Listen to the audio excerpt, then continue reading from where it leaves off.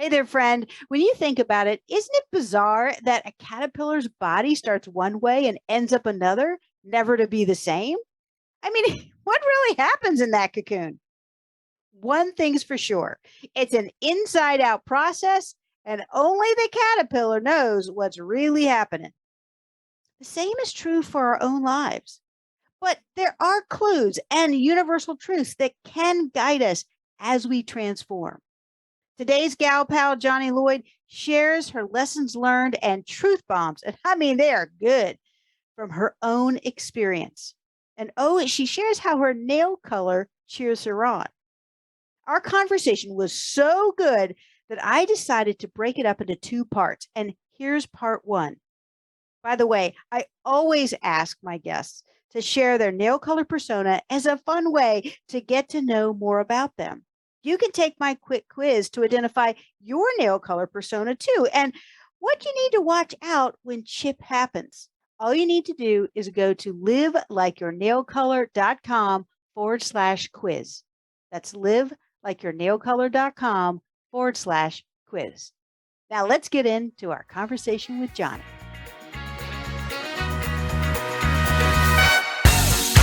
Tired of so much chip happening? Discouraged by so much downer news? Weary from chronic crisis? Don't let the chips keep you down. Welcome to the Live Like Your Nail Color podcast, where the tips of your fingers and toes are ready to inspire you to not give up and to keep creating the business, career, and life you want. In each episode, we flip the chip and let our fun nail color with that crazy fun name cheer us on to remember our strengths, embrace the power of choice, see life as an adventure, and know resilience is only a touch-up or change-up away. Get ready for a good time and a good laugh with your host, Mary Foley.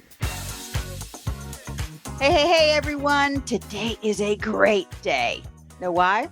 Because it marks the first full month of launching the Live Like Your Nail Color podcast. Yeah, I am all about celebrating mini milestones as much as the big ones. Did you know a new episode comes out each Friday? Yeah, you know why? Because Friday is Fun Day. And I thought it's also a great day to exhale from the week, to relax, and to do a little reflection on how you're doing, where you're going, and what nail color you're wearing to help get you there. I'm excited. Oh my gosh, so excited today to chat with today's gal pal, Johnnie Lloyd, because she laughs easily and ooh, does she have some insight and some truth bombs. You are going to want to pull out the chips and salsa and munch on what she said, except if you're driving. I mean, that would just be a total mess. So don't do it that way. And this is because Johnnie's favorite topic is transformation. You see, at one time, she was homeless. But then, as she likes to say, she was raised up to have a successful career where she held senior level executive positions in companies, nonprofit organizations, as well as the federal government. And today, she's the author of Legacy Moments, Transformation That Goes Beyond Change. And she's president and chief visionary officer of J.B. Lloyd and Associates and what she calls Raise Up Nation, which she does refer to as R.U.N. It's a nonprofit organization, which I was like, oh my gosh, she really runs a nonprofit. Like that has a whole new meaning with Johnnie. Okay. But the whole idea of the nonprofit is to empower transformation in communities, especially in the area of leadership, success, relationships, and money. Johnnie, welcome to the Live Like Your Nail Color podcast. Wow, Mary, this is such an honor and a privilege to be here. And I am excited. And I thought, who is she reading about? Yeah.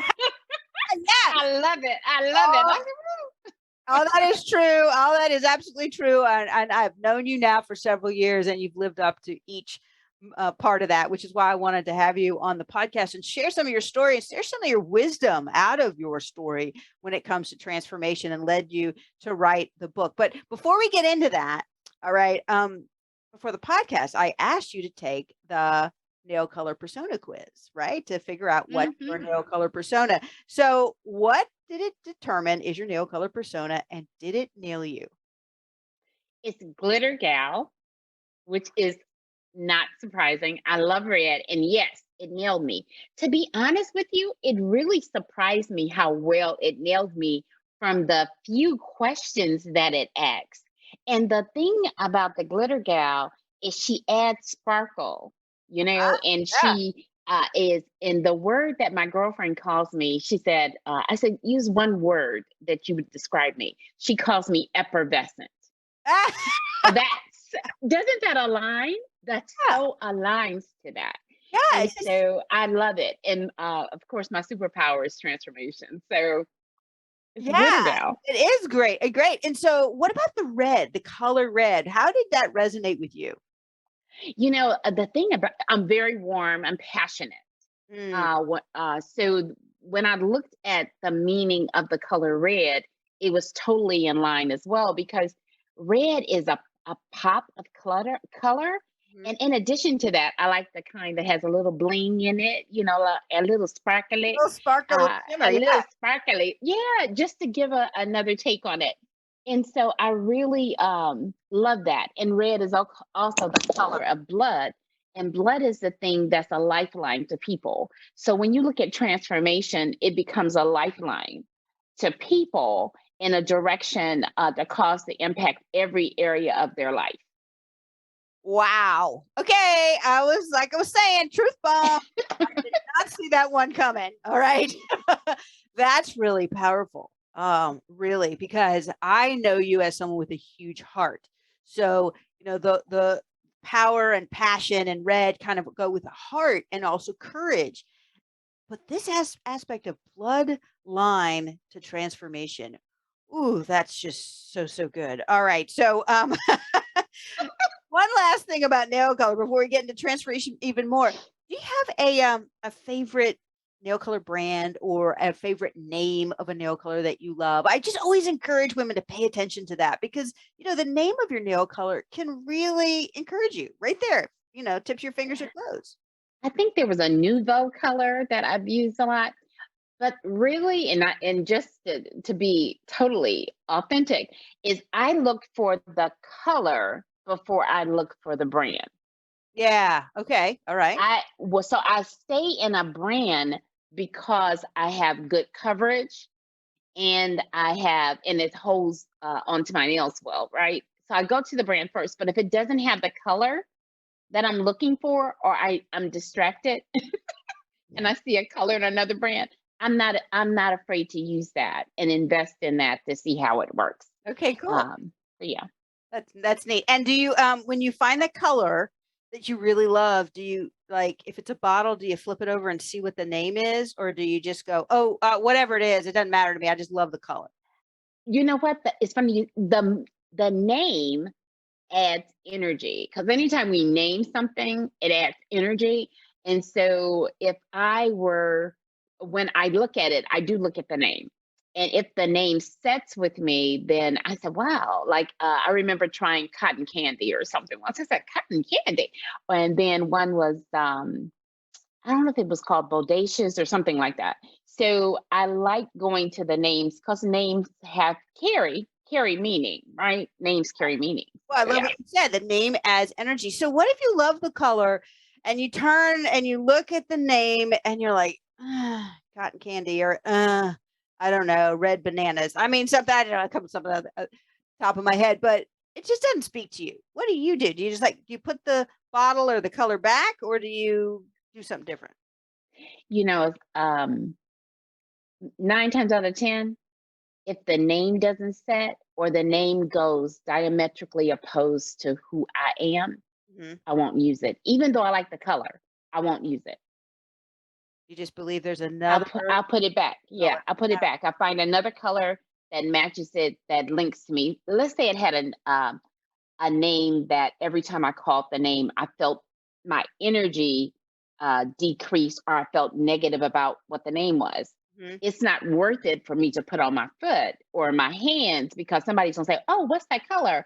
And then I'm going to say the color and it's gonna draw my energy. So I won't do that. I'm very funny about names and things like that. Things people call themselves. I think that there's value in the name. So that's why the color makes a difference. And the name is amazing because I think it makes a difference in all the things we do. Mm. So the name adds energy or takes Mhm. away energy. And you are all about the energy because yeah, I I know. am. I And am. transformation requires lots of energy. And once you get some good vibe, you don't want to give it up. You want to work Absolutely. to maintain it. Absolutely. That. Okay, so listen, girlfriend, if you are listening right now going, I want to figure out my nail color persona, you can. You can do this same quiz, get your information and see if it nails you. All you have to do is go to mynailcolorpersona.com. Okay, so mynailcolorpersona.com and get your results. And it's just really fun to do. You can do it multiple times if you want to, and it's just 3 questions. All right. 3 questions. They're super simple, but it's really fun. So I want to now talk about the title of your book and about getting to this thing about transformation because the title of your book made me tilt my head like, like Scooby Doo, like I don't because the title is Legacy Moments, and then the subtitle is Transformation that goes beyond change. That's the part that I was like, beyond change. So, what's the difference between change and transformation? Wow, that's an amazing question. And that's the question that I love when people ask me, right? Change is we can use the best scenario, especially for women. We change our makeup, we change our nail color, we change things, we put things on and we take them off. They bring a persona to us, right? Mhm. Based on what it brings. But transformation is a metamorphosis.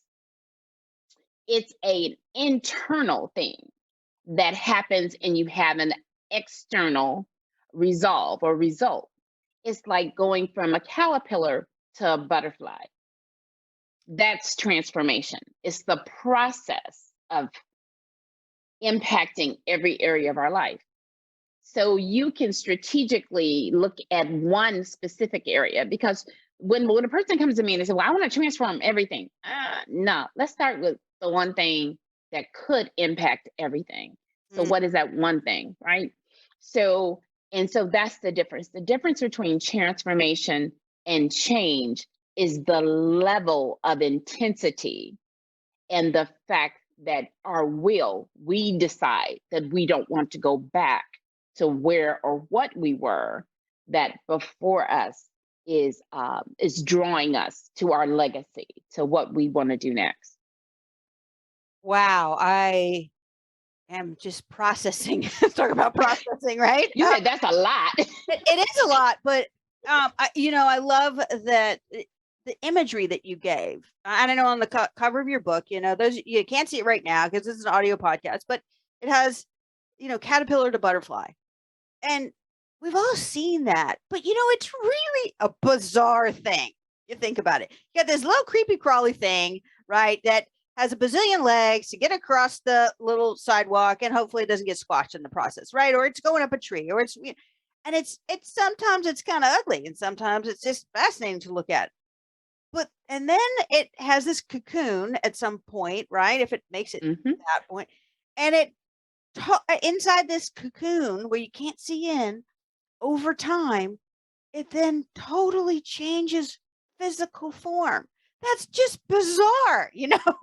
I mean, you and I, we popped out and yeah, we grew. Okay, obviously, right? And we got bigger and we developed different things but we were fundamentally we had 2 arms, 2 legs, a head, we kind of had all the parts if, God's willing, we got all the parts. But Hmm.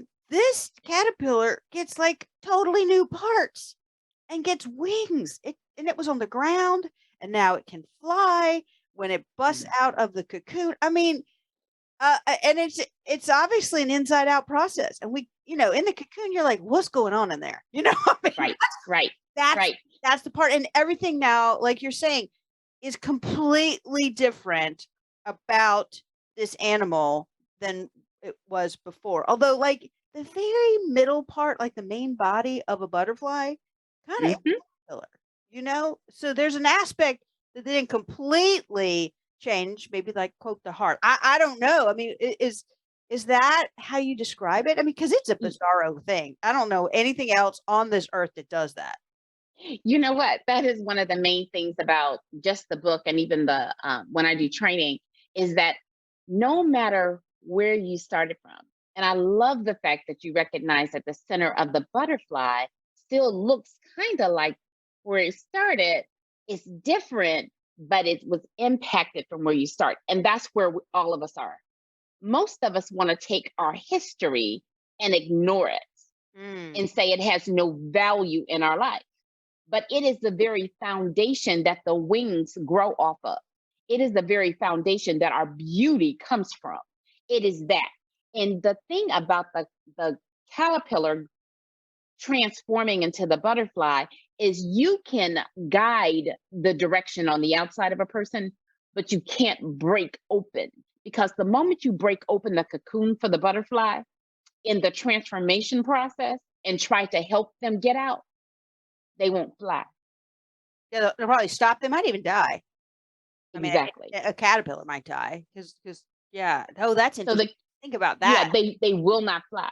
So that is the key. The key is there's things in our lives that we have to go through. It is a hard thing, but it is worth the work of strengthening our wings Mm. so that when we come out of it, we can fly. Woo! Truth bomb number like 305 at this point. I guess stopped even just counting in my head.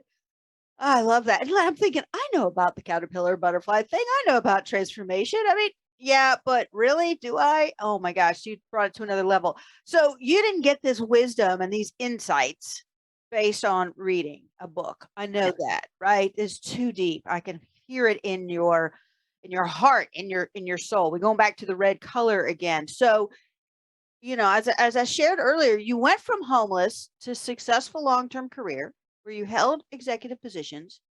That's definitely transformation. Makes me think like maybe several transformations, but I'm wondering, can you give us some insight and a glimpse into your story of transformation? When the one thing that we haven't discussed is that when I was homeless, I had an infant. So while laying on somebody else's floor with a degree, with a good, and I put quotes around that, government job, they had no idea that I was homeless.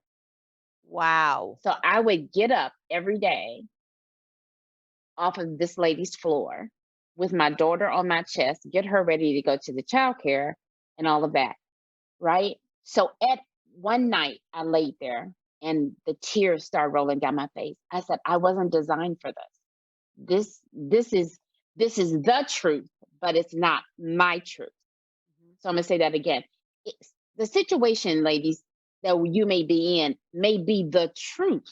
It may be the reality of what is now, but it's not your truth unless you accept it. So what I did was I put in to go anywhere in the world What do you mean? just to get Put it away. where? I at the government. I got it. I asked for an assignment Mhm. because it's not like I wasn't working hard. It wasn't like, that side of it looked really normal. So I asked to go anywhere, and we ended up in Japan. You have if you're gonna ask to go anywhere, you have to receive the answer, right? Anywhere. Like, Anywhere. except for oh, yeah, I forgot to put that in there. I love Lily Tomlin said, "I always wanted to be somebody, just wish I'd been more specific." Okay, so and I'm thinking to myself, "Did you want to be you were not specific. You said wide open, you got it." Okay, so Japan, and I'm not laughing at Japan by any stretch. No, That's no. not the first thing that popped into my mind. I'm like another state, I'm not thinking a whole way halfway across or all the way across the world. So go ahead. Yeah. So we went, me and my daughter, and actually my sister, and that's a whole nother story, ended up going to Japan. And we lived in Okinawa, Japan me and my daughter lived there for almost 6 years. Mm. When she came back, she spoke Okinawan, former Japanese, and it was the best time of my life. One of the best seasons of my life. It was the best of, how the book says it was the best of times and it was the worst of times. Yep. It was both of those compiled. But one of the people that impacted my life was a supervisor. He was they called his name was Ivers Vilnius. And the reason I say that is he spoke 7 languages. He was just bizarre, and he had this skin disorder. And I was just, my life was so interesting that I wasn't scared of anything, but I was hurt. I was really hurt. So I would go in and I'd touch him. He said, "Do you see my skin?" I said, "Yeah." And he said, "Aren't you afraid you're going to get it?" And I said, "Get what?" Get what? Like, what? What am I going to get? So he helped and protected me. He helped encourage me. So that is the person that literally reminded me that I was valuable. And he gave me the space and the respect to shift from where I was as a caterpillar and transform into this butterfly. He made sure that he supported the things. He helped me go to other places because I was on a team that went to other countries to teach and train. Oh, wow. So he helped me do that, and he protected me in a way that when they asked me to come for a long, extended period of time, he would make sure that my daughter was coming and that she was taken care of on that end. Mm. It's always wonderful. So the way that transformation can happen is that where we are at is so disruptive that, or so painful, that we get a chance to say, I just can't stay here. I don't know what's next, but I can say, I have to get up from here. And then you'll see people in your life. And he was one of the major people in my life that helped me transform, gave me the space to transform.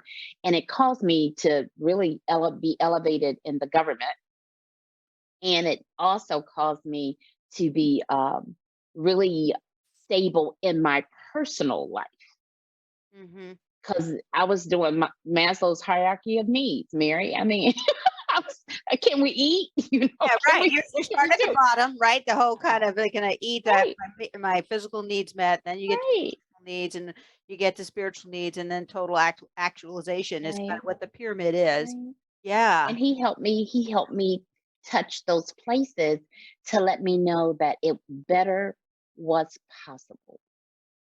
So was the Japan experience in your life, those 6 years, your cocoon? I'm gonna say it was the first cocoon. It was the first. Um, Actually, when I first went to Japan, I would have told somebody I was buried, not planted. Okay. Yeah. I thought my life was at a point of being over. I just didn't get why I was going through what I went through. But I realized that it was part of the process to cause me to love people, to cause me to give grace to people, to cause me to help people with their finances because I was an accountant. Did I mention that?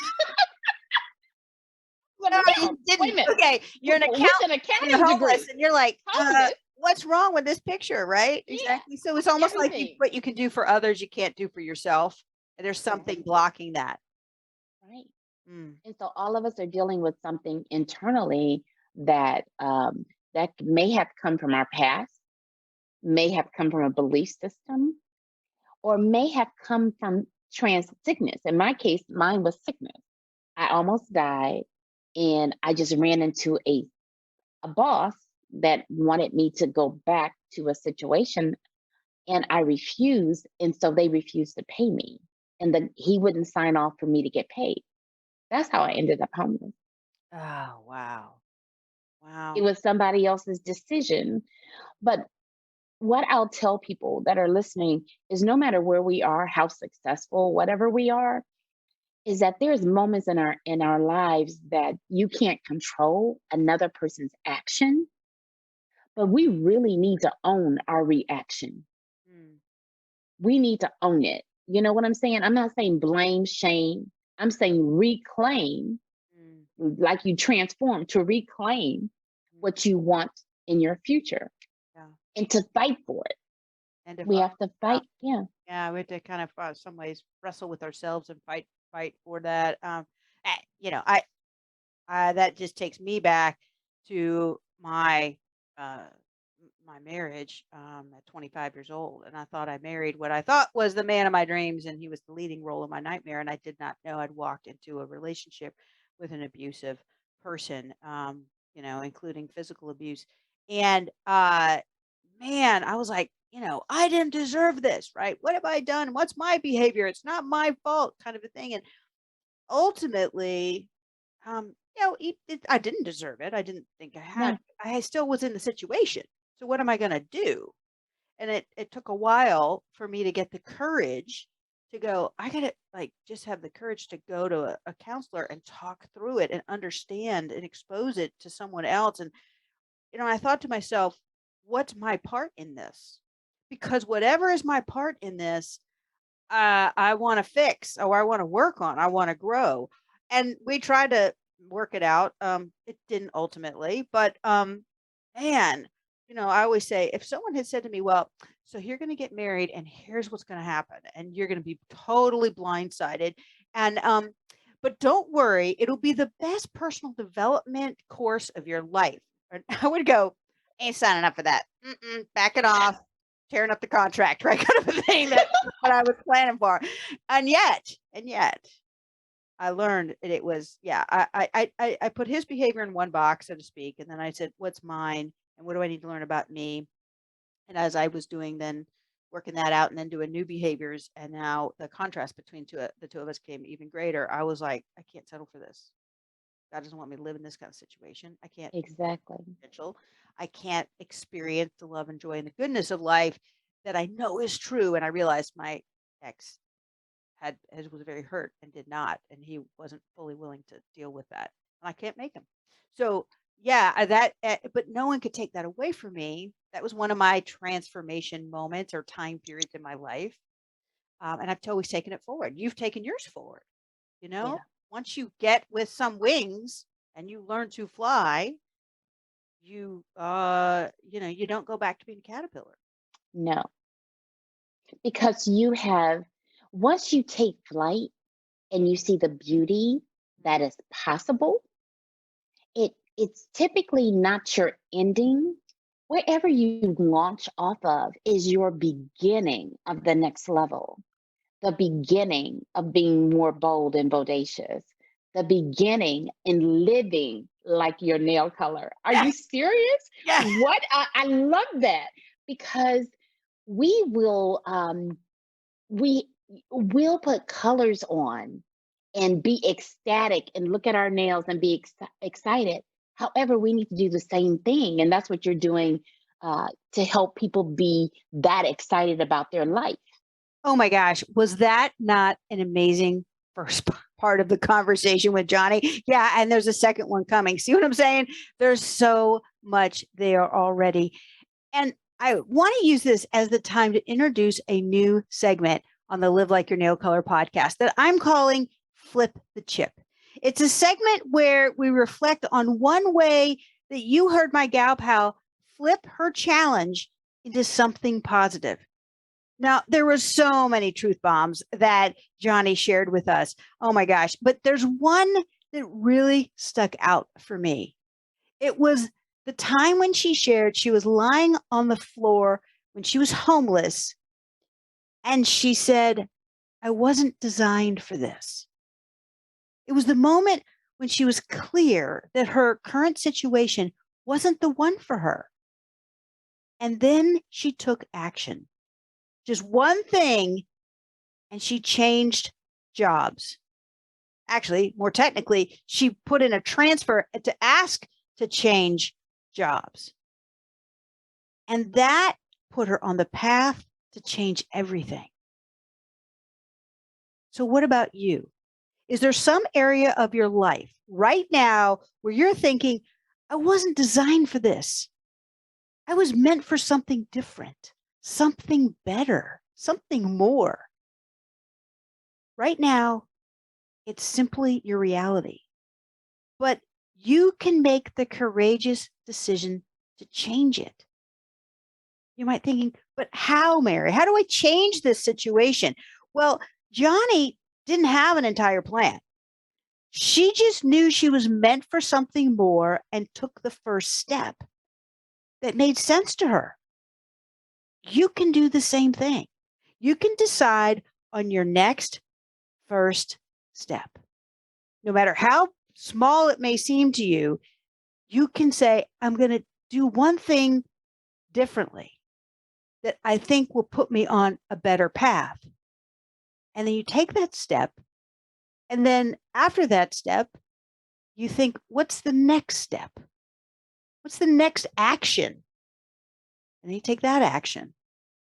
And then you take the next one after that. And before you know it, you really have started to shift from, I wasn't designed for this, to I'm designing where I want to go and who I want to be in this area of my life.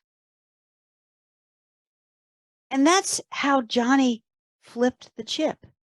And you can do this too, because transformation is available to all of us at any time. We just know how to get started. Now, I also think that while you're taking these steps, why not put on your fave nail color and give it the name Meant for More? Wouldn't that be cool? Every time you looked at your fingers or your toes, you're going, oh, I was meant for more. Just to let it cheer you on. Because that's one step you can also do to reinforce yourself as you go through the process of transformation.